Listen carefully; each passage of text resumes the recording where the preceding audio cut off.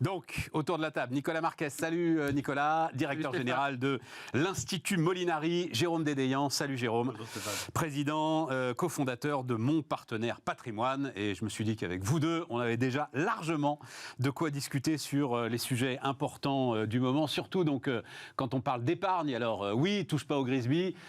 Et nous sommes quand même une chaîne responsable avec un agrément CSA et donc on ne peut pas mettre ce qu'il y a après la virgule. Voilà.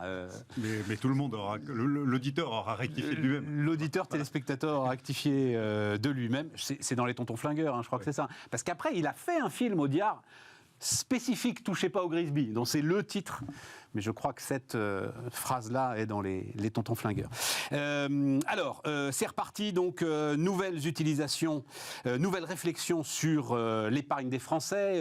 On va voir notamment une coupure du quotidien Le Monde, qui en fait grand cas. Voilà, l'épargne des Français, un magot convoité. Bah, ils disent un petit peu la même chose. Donc, quand même, un petit peu d'éléments factuels, parce que c'est quand même un paradoxe. Loin de siphonner l'épargne, l'inflation incite les Français à rester sur des niveaux d'épargne qui sont historiquement hauts. On est 17%, voire plus, du revenu. Et en réponse, on a donc toujours les mêmes appels à mettre cette épargne au service des causes du moment. Transition énergétique, réindustrialisation, défense, avec les labels, les livrets qui vont bien, etc. etc. Bon. Tout ça sur le papier, Jérôme, je vais commencer avec toi, parce que c'est quand même le cœur de ce que tu as fait toute ta vie. Tout ça sur le papier, j'ai toujours trouvé ça formidable. Moi, mon premier souvenir, moi, de journaliste, c'est Jacques Chirac. Donc ça ne nous rajeunit pas, tu vois. Fin des années 90, voilà, on va développer et on va mettre l'épargne des Français au service du capital productif et de l'innovation. On ne parlait pas encore à l'époque de transition écologique et de réchauffement climatique. Pourquoi ça ne marche pas face à la martingale, je le dis comme ça, de l'assurance vie ? Ouais. Alors, on va prendre les trucs peut-être dans l'ordre. Vas-y, on a le temps, on est tranquille. Le premier truc, c'est 17% de taux d'épargne. Récemment, on est monté, tu sais, quasiment à 20 pendant au moment la du Covid. pandémie, mais en fait, le taux d'épargne historique des Français est très élevé, au-dessus de 15% depuis des dizaines d'années, donc une épargne abondante en France. Mais une épargne financière insuffisante comparativement aux pays auxquels on peut se comparer, notamment aux pays de l'OCDE. Pourquoi ? Parce que dans ce taux d'épargne... Attends, c'est quoi la différence, épargne financière, épargne abondante ? C'est que dans ton taux d'épargne, il y a le remboursement des crédits immobiliers. Et donc, c'est 2/3 du taux d'épargne. Et donc, il reste une épargne financière qui est d'1/3 de ce taux d'épargne historiquement élevé des Français. C'est un biais, ça, dont on ne parle jamais. Un biais colossal. Puisque, on sait bien qu'on a donné la priorité à la propriété du logement en France. On est une nation de propriétaires, une politique qui vise à donner l'accession à la propriété à tous les Français. Tout ça depuis des dizaines d'années, à coup de subventions publiques, de mesures fiscales, etc. C'est nos fameux 40 à 50 milliards d'argent, de dépenses publiques affectées à la filière du logement et notamment à l'acquisition de la résidence principale par les Français. Et donc on a un taux d'épargne financière qui est historiquement moins élevé que des pays comparables, ce qui fait qu'on a en gros 5 000 milliards d'épargne financière, un tout petit peu moins en ce moment, entre les mains des ménages français, et que là-dedans, l'épargne long terme, en fait, si tu enlèves ce qui dort dans les matelas, sur les comptes courants et dans les livrets, l'épargne long terme, elle est en fait extrêmement faible. On peut dire épargne retraite stricto sensu, 12% du PIB. Épargne affectée à la retraite, si tu prends l'assurance vie que les gens déclarent affectée à la retraite, un tiers du PIB, alors qu'on est à plus des 2/3 dans les pays de l'OCDE. Et donc, en fait, ça a un lien très important. C'est le premier constat. C'est pour ça qu'on a du mal. Attends, si je reprends tes chiffres, 5 000 milliards d'épargne financière, mais tu m'as dit que c'était 1/3, donc ça veut dire que tu as 10 000 milliards qui sont cantonnés dans les remboursements. Tu as 15 000 milliards en tout. Milliards de patrimoine des Français. De patrimoine, voilà, et tu as 10 000 milliards qui est sur l'immobilier. Exactement. Quoi. Voilà. Exactement. Voilà. Et donc, ça veut dire qu'on a une épargne financière qui, n'est pas si abondante que ça. Même si on a un taux d'épargne très élevé facialement. Et cette épargne financière, c'est celle-là qu'on peut éventuellement décider de flécher vers des investissements. C'est déjà pas mal, 5 000 milliards. Voilà. Non, mais, il y a de quoi faire des choses avec ça. On parle quand même d'argent. Ouais, ça, c'est le premier truc. Et en plus, on parle d'un nouveau paradigme. Tu sais que c'est une de mes marottes. Moi, j'ai toujours dit que le PER était un succès et qu'on se retournerait dans 10 ans, il ferait 400 milliards d'encours. On commence à parler d'argent. Et que dans 20 ans, il ferait 1000 milliards d'encours. Bon, on va y arriver. J'en suis absolument persuadé. Et là, typiquement, c'est des flux d'épargne longue. Plan d'épargne retraite. Exactement. Qu'on peut distraire, exactement comme on peut distraire des flux d'assurance vie, vers de l'investissement long terme, en essayant, si possible, et si on a envie de le faire, de le flécher. Ensuite, tu as un problème microéconomique et ou de devoir de conseil. C'est le deuxième volet. Ah, tout à fait. Et ce volet est le suivant, c'est que quand tu es conseiller en investissement financier, et que tu as en face de toi un ménage qui vient te voir et qui dit, voilà, j'ai une capacité d'épargne de quelques centaines, quelques milliers d'euros par mois, j'ai 300 000 euros que j'ai hérité de tante Germaine et je voudrais les placer, mon objectif c'est ça, etc. Ton métier, ton rôle et ce sur quoi tu vas être contrôlé, Dieu merci, c'est bien l'adéquation de la recommandation de placement que tu fais au projet du ménage que tu as en face de toi. Et si tu sors des clous, la CPR va venir te taper dessus et vérifier défaut de conseil, tu te fais sanctionner, etc. Heureusement, parce que le projet de Jérôme n'est pas le projet de Stéphane, n'est pas le projet de Nicolas, dans leur environnement familial, avec leur niveau de matelas de sécurité par rapport à ce qu'ils peuvent placer à long terme, leur situation civile, il faut toujours partir du civil avant le financier, c'est la base du métier, sachant que si tu es séparé avec des enfants d'un deuxième lit, dont tu sais que tu auras encore des études à payer, c'est pas la même chose que si, etc. Et donc, ça veut dire que tout ça, c'est bien gentil, mais si on dit qu'il faudrait mettre tout ça dans des investissements verts, d'investissements productifs, de ce que tu veux, hein, si ça ne correspond pas au projet de placement de ton client, c'est même pas la peine d'imaginer que ton conseiller financier va faire ce que le gouvernement demande. Ça, c'est la première chose. La deuxième chose, c'est évidemment que ça doit croiser ou rencontrer une appétence de ton client. Une appétence extra-financière qui est à mais côté, celle-là, elle est assez largement partagée, à côté justement, de son espérance Jérôme. de rendement. Et là, il y a eu un gros progrès qui a été fait récemment, qui est qu'on est désormais obligé, nous ça ne nous gêne pas, on le faisait depuis le début, tu es obligé d'introduire dans tes questionnaires investisseurs pour déterminer profil de risque, aversion au risque, etc., en lien avec le projet, de mettre les préférences extra-financières de tes clients. Donc tu en as qui te répondent, je m'en fous, je veux le meilleur rendement et après moi le déluge sur la production de CO2. Tu en as d'autres qui disent, c'est très important pour moi, et particulièrement le secteur de la santé ou le secteur de l'énergie. Et tu as une idée de proportion entre les deux, là, voilà. Et entre ceux qui disent moi, je m'en fous et... nous, oui, de centaines de clients, moi ça. je te dirais, il y en a un tiers pour qui ça compte vraiment et qui te le déclarent et qui vont surveiller que tu leur fais une allocation qui correspond à leur valeur. Puis tu en as un tiers qui disent pourquoi pas si ça ne pénalise pas ma performance. Puis tu en as un tiers qui disent moi je veux la performance à tout prix et si ça achète des armes, enfin j'exagère. Non, je comprends. Non, mais voilà. c'est très clair. Ensuite, tu as et je terminerai là-dessus pour pas être trop long, pour passer la parole à Nicolas. Mais ça va, on est bien, c'est intéressant. Il y a un sujet essentiel qui est l'offre. Et là, c'est extraordinaire. C'est-à-dire qu'en fait, le gouvernement, à coup de mesures, tu sais, pour dire, dans les produits après la loi PAC, donc, et dans l'assurance vie, et dans les PER, on doit avoir au moins un fonds proposé qui accompagne la transition écologique et énergétique. On doit avoir au moins un fonds d'économie sociale et solidaire, etc. Mais l'offre, elle est 10 000 fois en avance sur ce minimum d'exigences réglementaires.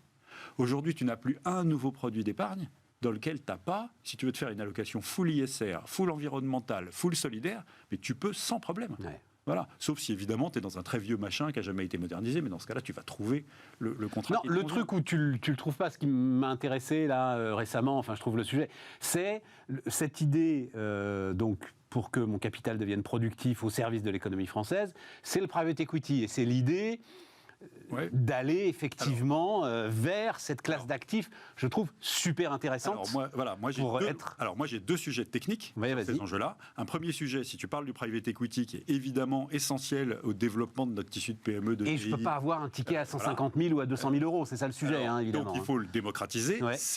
Aujourd'hui, pour moi, c'est une réalité. C'est-à-dire qu'il y a aujourd'hui des fonds qui ont été créés spécifiquement avec des parts de retail, de détail, avec des tickets d'investissement minimum. Alors, les frais sont plus élevés. Autre que celui de BPI France. Oui, non, il y en a plein d'autres. Il y en a plein d'autres. RS vient d'en lancer un dans son PE, tu vois. Voilà, donc, il n'y a aucun débat. On a réussi à libérer les quotas, tu sais, de trucs. Mais il y a quand même un moment où il faut que l'établissement financier ait les reins suffisamment solides pour assurer la liquidité. Voilà. Et donc, c'est je vais y venir après, de toute façon. C'est tout l'enjeu. Et donc, ça ne peut se faire que par on va dire des industriels de la finance qui ont, si tu veux, pas de problème de financement de leur BFR et qui peuvent se porter contrepartie pour que un client de détail ne se retrouve pas coincé avec son argent illiquide. Oui, mais est-ce que c'est pas le nœud du problème? C'est que l'assurance vie est un produit à ce point parfait, si j'ose dire, c'est-à-dire qui te garantit une liquidité permanente et un rendement qui, même fonds en euros aujourd'hui, va devenir intéressant, que tu ne peux pas lutter contre. Et que le gouvernement, je finis juste, est pris au piège, en fait. C'est-à-dire, il peut évidemment pas toucher à ce produit parce que alors là, la réforme des retraites à côté, ce serait les 101 dalmatiens. Donc il veut surtout pas y toucher. Et il ne peut pas demander aux assureurs, et d'ailleurs les assureurs sont très sceptiques, de faire des produits qui soient concurrents parce que c'est pas possible. Tu as deux choses. Tu as vraiment le devoir de conseil, il faut quand même partir de l'épargnant, donc que l'offre soit très riche en face des besoins de l'épargnant, mais tu ne peux pas placer à un client un produit de placement qui ne correspond pas à son projet et à son profil, ça c'est la base.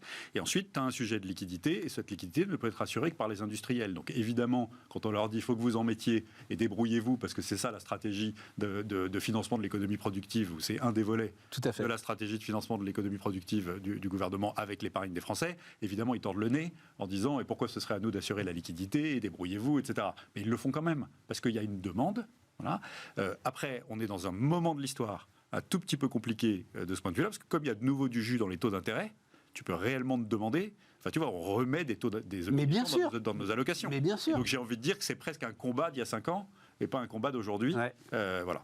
Le dernier point que je voudrais évoquer pour lancer le truc et tout mettre sur la table, quand on parle valeur des clients sur le financement de la transition écologique et énergétique, sur l'ISR, sur etc., c'est la multiplicité et je dirais d'une certaine façon la contre-productivité des labels et autres classifications.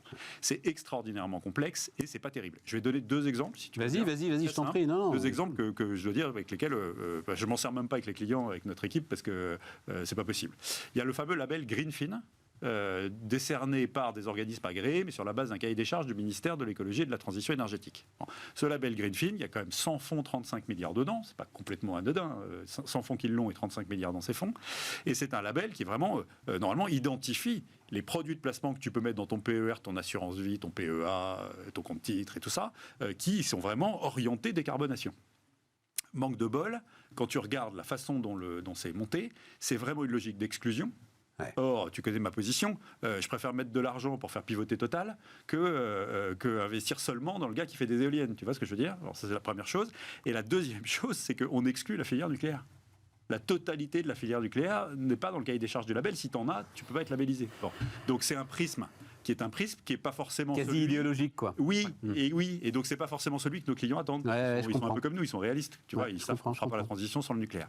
La deuxième chose, alors là on rentre dans l'Europe, tu sais, dans la fameuse Sustainable Finance, bon, donc les SFDR, et donc tu as classif SFDR, sur une échelle de 1, tu es dans l'armement et le trafic d'enfants, c'est la caricature, et 9, tu es normalement plus décarboné que décarboné. Bon. Quand tu regardes les 900 fonds SFDR 9 aujourd'hui disponible sur le marché européen en passeport de commercialisation, sur lequel il y a quand même 360 milliards d'euros. Donc on parle un petit peu d'argent quand même, tu vois, on peut faire des choses avec des masses d'argent pareilles. En fait, tu en as 1 sur 2 qui ne respectent pas le reporting empreinte carbone minimum que le label exige, et quand tu regardes, ils sont tous best in class. Et donc, tu sais, je prends le meilleur dans l'échantillon, ce qui veut dire qu'en fait, tu n'as aucune garantie que l'argent que tu mets dedans n'est pas du greenwashing et ne va pas vraiment dans des initiatives purement de décarbonation avec un impact positif mesuré et affiché. Et donc, tant que c'est compliqué, et tant que c'est pas suffisamment et pédagogiquement mis, c'est très compliqué. Et donc ça revient, ensuite c'est le boulot des CIF, mais c'est qu'un gros boulot. Quand tu as un client qui a des valeurs comme ça, eh ben, c'est à toi de lui dire, moi je travaille plutôt avec ce fonds-là, ce fonds-là, ce fonds-là, parce que j'ai pris le temps pour vous, parce que vous n'avez pas le temps et la compétence de regarder le reporting, je connais l'équipe de gestion, le process d'investissement, et donc je considère que ce fonds-là est en adéquation avec vos valeurs et votre projet. Et donc on voit bien que l'intermédiation, tu vois, ça va, et ce fléchage-là, il va un peu plus loin que le simple fait de proposer un truc à la vente sur Internet. Ouais, tout à fait. Nicolas. Ouais, je suis en ligne avec tout ce qui a été dit. Concrètement, il y a un quiproquo sur l'épargne. On a l'impression qu'il y a un Grisby, un magot, et il n'y en a pas. Pourquoi ? Parce qu'on mesure mal l'épargne en France. L'épargne, en rythme de croisière, c'est 40% de personnes qui remboursent leur logement. 40% de l'épargne, c'est du remboursement de logement. 20% de l'épargne, c'est des gens qui accumulent pour acheter le logement. Donc ça rejoint ce que disait Jérôme. 2 tiers de l'épargne, c'est du logement. Et l'essentiel de l'épargne, en fait, c'est du remboursement d'emprunt. Et accessoirement, c'est de la constitution d'un capital pour acheter un logement. Ouais. Et ce qui reste, 40%, c'est du produit financier. Et on veut le réorienter, on a bien raison. Mais ça, c'est quelque chose d'historique. L'épargne, depuis qu'elle existe, depuis le 19e siècle, on cherche à l'orienter. C'est l'épargne qui a financé nos canaux, et les canaux, c'était la 5G d'aujourd'hui. C'est l'épargne qui a financé les chemins de fer. C'est l'épargne qui a financé les révolutions industrielles. Et on en avait à l'époque, elle était abondante parce qu'elle était drainée dans les campagnes qui étaient riches par les notaires. Tout ça, ça revenait à la Caisse des dépôts consignation et c'était investi. Et c'est ce qui a fait la révolution industrielle. C'est les Anglais, nos voisins, étaient avant nous parce qu'ils avaient plus d'épargne et un meilleur drainage, notamment avec les caisses d'épargne et les friendly societies. Nous, on a pris un peu de retard, mais on a réussi à se développer grâce à ça. Et cette épargne en Europe, on l'a laminée avec les 2 guerres mondiales. On l'a laminé avec l'inflation, on l'a laminé avec la dissolution du tissu industriel, et on n'en a plus. Si on est en retard avec les GAFA, par exemple, si on est nulle part dans le numérique, si on est nulle part dans l'IA, c'est parce qu'on n'a plus de stock d'épargne. Et concrètement, alors là, on nous refait, on va l'orienter... C'est pas parce que... Ah non, attends, ça m'intéresse beaucoup, c'est le cœur de notre sujet. C'est pas parce qu'elle s'investit mal. Non. C'est parce qu'il n'y en a pas assez, Non. tout simplement. Il n'y en a pas assez. Je vais te donner 2 chiffres. Mais est-ce que tu dirais, comme Jérôme, il n'y en a pas assez parce qu'on a eu l'obsession de la propriété immobilière? Non, parce qu'en fait, l'un n'est pas l'ennemi de l'autre. En fait, on a laminé l'épargne collective. Et notamment, on a laminé les fonds de pension en Europe. Ils ont été détruits par les 2 guerres mondiales. Ils ont été détruits par différents aspects. D'abord, à l'issue de la Première Guerre mondiale, il y avait les 3/4 des rentes en France. C'était pas des rentes vieilles, c'était des rentes d'anciens combattants. L'État a dû réparer ça. Ouais. Et il y avait une pression énorme. Et donc, il fallait tout augmenter. Il fallait augmenter. Et donc, on est passé progressivement de la capitalisation à la répartition. Je te donne un chiffre. L'épargne retraite, en moyenne dans le monde, c'est 105% du PIB. Alors, là-dedans, il y a les Américains qui épargnent énormément. Il y a d'autres pays, par exemple les Pays-Bas, qui épargnent énormément. Dans l'Union européenne, c'est 34% du PIB. Ouais. Donc on a 3 fois moins d'épargne retraite. C'est ça. En France, c'est le chiffre que disait Jérôme, on est à 12%. Donc on a encore 3 fois moins que l'Union européenne. Avec la déformation de l'assurance vie que j'évoquais, parce que l'assurance vie, winner takes all, et donc là-dedans, tu as énormément de sous. Oui. Les 2000 milliards d'assurance vie qui sont affectés à la préparation de la retraite, il faudrait les rajouter, ça fait 1/3 du PIB. Ça fait 1/3. Mais grosso modo, en moyenne, l'assurance vie n'est pas un excellent produit d'épargne. Pourquoi ? Parce que, on pourra en débattre, mais il y a toute une série de contraintes réglementaires sur les assureurs qui font qu'en fait, ils ne peuvent pas placer long. L'assurance vie, elle est liquide. Vous pouvez retirer à tout moment. Tout à l'heure. Ah ben bien sûr, c'est le produit imbattable pour ça. Et ce qui est important, quand on veut développer une économie, c'est l'épargne longue. Donc nous, en Europe, on n'a pas assez d'épargne longue. Le choix, c'est important ce que tu dis, Nicolas, parce qu'on a fait historiquement le choix de la répartition plutôt que de celui de la capitalisation. Oui. On a tué, en fait, les instruments qui permettaient la constitution de cette épargne. Tout à fait. Aujourd'hui, on a un déficit d'épargne. Clairement, on a un déficit, pas d'épargne courante, on a un déficit d'épargne longue. Et on reparle du private equity ou autre, mais dans les années 1860, Jaurès disait qu'il fallait mettre du private equity dans l'épargne retraite. Ben oui. Aujourd'hui... Jaurès disait ça. Mais bien sûr. Et il faisait un projet de loi pour les mineurs en 1866 où il intégrait ça, et il intégrait ce que disait Jérôme. Attention, c'est pas liquide. Et donc, on a perdu en maturité sur ces sujets-là. Et ça explique notre déclin économique, et notamment notre déclin industriel. Alors moi, je voudrais rajouter deux angles qui me semblent complémentaires, qui sont, un, ça nous ramène à un sujet de pédagogie financière, parce que ça fait des dizaines d'années qu'on explique aux Français, à coups de livrets réglementés, etc., qu'ils peuvent avoir un taux de rendement élevé de leur épargne en la gardant liquide et sans risque. Or, c'est la négation même du principe de l'investissement, de la compréhension du rapport du risque au temps, enfin tous ces éléments qui sont que le temps annule le risque et que le rendement est supérieur si on accepte une prise de risque intermédiaire plus élevée, annulée par le temps qu'on a devant soi en tant qu'épargnant. Donc toute cette pédagogie est à refaire ou à faire, parce qu'on l'a détruite admirablement à coup de dizaines d'années de coûts marketing public, un nouveau livret machin, un nouveau compte truc, etc. Ça, c'est la première chose. La deuxième chose, c'est qu'on a non seulement on manque d'épargne longue, mais en plus on a un problème de gisement. C'est-à-dire que si on en avait, il faudrait pouvoir l'investir correctement. Parce qu'il y a les deux. Il faut que le flux rencontre les substrats, le gisement de trucs d'investissement. Et en fait, on a méthodiquement restreint le champ de l'investissement accessible, et notamment de l'investissement productif. Je m'explique. On a la capitalisation boursière de nos champions européens, CAC 40, SBF 120, SBF 250, ceux qui sont liquides et qui à marché coté, qui ont besoin de leurs petits porteurs, mais dont on peut dire que leur niveau moyen de profitabilité leur permet de ne pas trop lever d'argent sur les marchés, parce qu'ils génèrent de quoi financer leur plan d'investissement, pour le dire simplement. Et puis ensuite, tu as tous les compartiments bas de la côte, là où se passe le bouillonnement d'innovation, celui qui permet de faire la TPE qui va devenir une PME, qui va devenir une ETI, qui deviendra le champion de demain. Et ce financement-là, généralement, il se fait soit en non-coté, soit dans les compartiments bas de la cotation. Et en fait, on a détruit les compartiments bas de la cotation à coup de contraintes de cotation monstrueuses, reporting, contraintes réglementaires, etc. Et puis, on a aussi tué la recherche.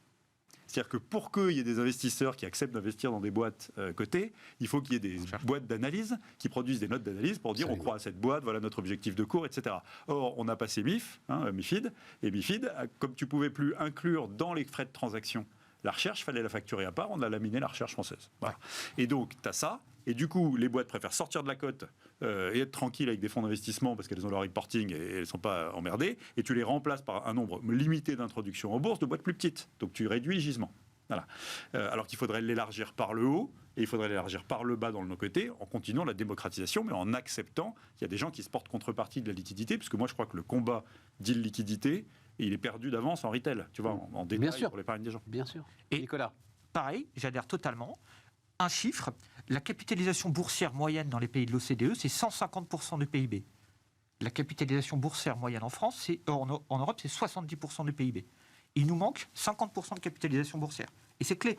Et ça, c'est toujours lié au manque d'épargne retraite. Parce que l'épargne retraite, elle est investie à long terme. On sait quand l'argent rentre, on sait quand il va y sortir. Stéphane, si on va imaginer que tu as 25 ans, on sait que l'argent sortira dans 40 ans, au plus tôt. Tout à fait. Et donc, on peut l'investir dans les liquides sans avoir de problème de liquidité. Et si on n'a pas cette épargne-là, on ne peut pas faire des détours de production longs, on ne peut pas financer des détours de production longs et on tombe sur des problèmes de liquidité. Donc, c'est clé. On a 3 fois moins d'épargne retraite en Europe par rapport à l'OCDE et on a 2 fois moins de capitalisation boursière, c'est directement corrélé. Et tant qu'on dépassera pas ça, ce paradoxe. Et on n'est pas parti pour le dépasser, mon cher Nicolas. Et oui, parce que pour dépasser ce paradoxe, il faudrait mettre en place des fonds de pension. On sort quand même d'un débat où le mot n'a même pas été prononcé, enfin vaguement comme ça, si, au détour d'un truc. Nous, oui, nous, on est tranquilles, nous. Et alors, j'insiste sur le gisement. Je reprends sur le gisement. C'est très important parce que le flux doit rencontrer suffisamment de thèses d'investissement en nombre suffisant. Bien sûr. Pour qu'il n'y ait pas de bulle. Je viens de prononcer le mot fatidique.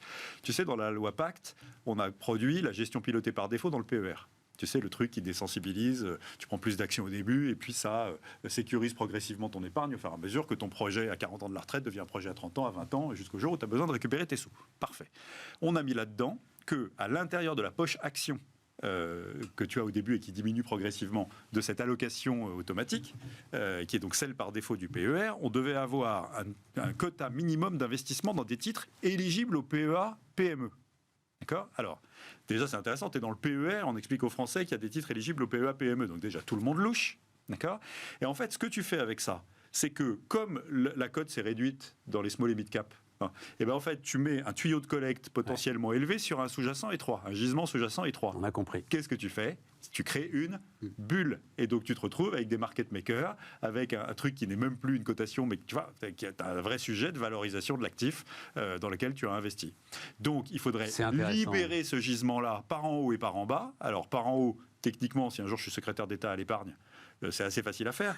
La définition de la PME ou de l'ETI européenne, tu sais, s'il y a des trucs effectifs, taille de chiffre d'affaires, taille de capitalisation, et notamment effectif, tu as un petit sujet qui est que tu n'es plus une PME à partir du moment où tu emploies, ou une ETI, à partir du moment où tu emploies plus de 4 999 personnes. C'est 5 000 salariés. Et en fait, on a énormément de boîtes qui font moins d'1,5 milliard de chiffre d'affaires, moins de 2 milliards de capitalisation, et qui emploient plus de 5 000 personnes, qui ne sont pas éligibles, alors que c'est des gros pourvoyeurs de non, mais rentrons pas non plus dans un luxe de détails trop important, ça permettrait Jérôme. aussi de libérer un paquet de boîtes qui ont besoin de financement et qui font des emplois peu qualifiés, dont on a quand même cruellement besoin. Hein. Tu peux pas avoir que des ingénieurs. Voilà. Ton sujet de la recherche est aussi un sujet important. C'est Nicolas Duep qui vient nous voir régulièrement, patron d'Alchimie.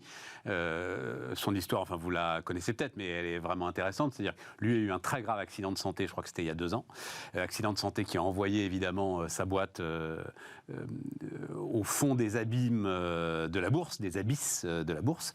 Et en fait, il y a une forme d'incapacité à envoyer les messages vers les investisseurs que les choses vont aujourd'hui beaucoup mieux, que la boîte tourne, etc. Parce qu'il n'y a plus de vecteurs pour propulser ces informations et pour propulser cette recherche, si ce n'est, comme il le dit lui-même, de temps en temps, enfin une fois par an, tu as droit à un entrefilet dans les Échos, mais ça ne fait pas un marché. Et alors, ça n'est pas que la faute de MiFID, il faut être... Non, bien sûr. Séparé, donc, il fallait payer la recherche à part. C'est surtout aussi une responsabilité de ceux qui concentrent les investissements. Citons-les, les sociétés de gestion de portefeuille, qui, parce qu'elles sont parfois avec des bouts d'économie de chandelle à regarder leurs trucs, disent que en fait, quand ça passait dans les courtages, il n'y avait pas de problème, et quand il faut payer un abonnement illimité à une recherche small et mid cap, 30 000 € par an, ça coince. Ouais. Tu vois, c'est totalement aberrant en fait, par rapport à la qualité de service que tu veux délivrer à ton investisseur et la connaissance fine de ce compartiment de marché qui est essentiel. Bien. Ouais. On a tout dit. Vas-y, Nicolas, on a encore 2 minutes sur le sujet. Je vais rajouter des choses, mais c'est vrai que l'épargne, c'est un domaine où la réglementation fait beaucoup de dégâts. Elle fait beaucoup de dégâts parce qu'elle contraint les producteurs, et elle fait beaucoup de dégâts parce qu'elle envoie un mauvais signal aux consommateurs. Et Jérôme disait, par exemple, on a toute une série de l'épargne qui est investie dans des produits type livret, qui sont très peu rentables et qui ne financent pas nécessairement l'économie. Oui. Et quand on regarde le rendement net d'inflation, il est négatif. Donc on a imprimé dans la tête des Français qu'il y avait des produits garantis, que c'était des produits qui faisaient de la rentabilité. Voilà. Sur le long terme, c'est de la désépargne. Alors, attends, parce que juste on va marquer une pause. Ouais. Je voulais juste un dernier mot. C'est quand même l'insécurité politique qui entoure aussi l'ensemble de ces sujets. Je regardais, hier, je tombe sur la une du Monde qui va payer la facture à la transition écologique. Et comme ça, je me dis en rigolant, on n'a qu'à prendre l'argent des riches. Et boum, qu'est-ce que j'ai le rapport de Pisani-Ferry, le rapport de France Stratégie qui dit faisons une taxation sur le capital. Je dis ok, mon gars. Et ça aussi, quand même, ça incite pas à épargner, on va dire ça comme ça. Quoi. Non, ça incite pas à épargner. On est dans un pays où on fait du capitalisme sans capital. Ouais. Et on se gargarise du fait qu'on a des très grands riches. En oubliant que la capitalisation boursière du CAC 40, elle est à peine égale à celle d'Apple. En fait, on est un petit pays de capitalisation. On est en train de devenir une petite économie, et à force de faire les mauvais choix, on va rétrécir la peau de chagrin plus vite que prévu.